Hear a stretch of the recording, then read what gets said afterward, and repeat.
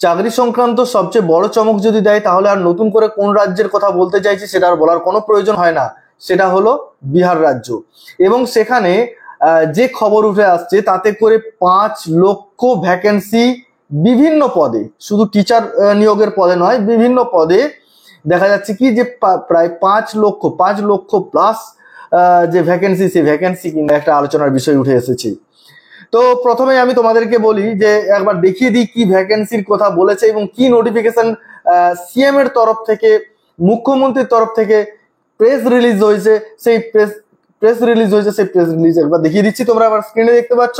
আমরা যদি স্ক্রিনের একদম শেষের দিকে চলে যাই তাহলে এখানে আমরা দেখতে পাবো যে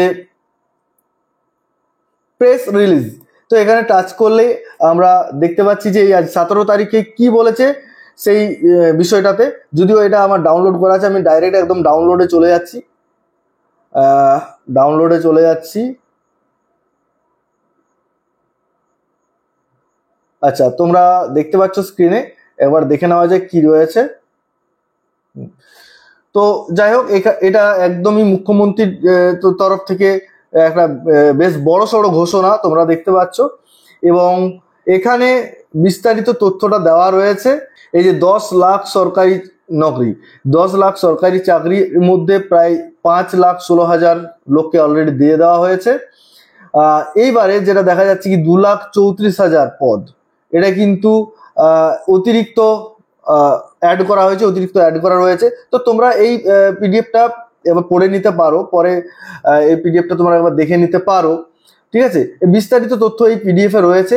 এই পিডিএফ ছাড়াও আরো সবচেয়ে বড় একটা যে খবর এবং যেটা বেশ কয়েকদিন আগেই এসেছে, সেই পিডিএফটা আমি তোমাদেরকে একবার দেখাচ্ছি, যেখানে স্প্লিট করা আছে কোন বিভাগে কত ভ্যাকেন্সি রয়েছে।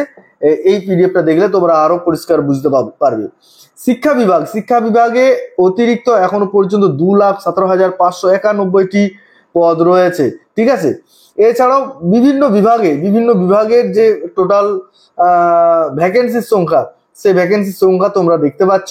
এবং সব মিলিয়ে যদি আমরা দেখি একদম শেষ পর্যন্ত যদি দেখি তাহলে 4,72,976টি ভ্যাকেন্সি কিন্তু রয়েছে বা ভ্যাকেন্সিতে নিয়োগ করা হবে।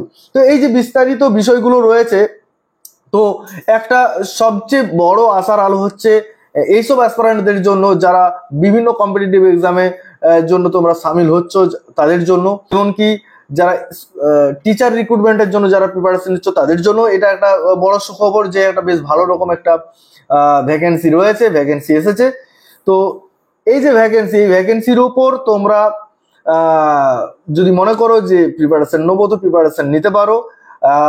অনেকের যেটা প্রশ্ন আসছে যে স্যার এই যে 2,17,591টি পদ রয়েছে, এটাতে ডোমিসাইল লাগু হবে কি হবে না। দেখো, ডোমিসাইল লাগু হওয়া বা না হওয়ার ব্যাপারটা এই মুহূর্তে কিছু আসছে না, যতক্ষণ না এইভাবেই প্রেস রিলিজ বা নোটিফিকেশন বা গেজেট যতক্ষণ না বেরোচ্ছে ততক্ষণ পর্যন্ত তোমরা ধরে নিতে পারো যে এইটাতে তোমাদের অধিকার রয়েছে, তোমরা এটাতে পরীক্ষা দিতে পারবে।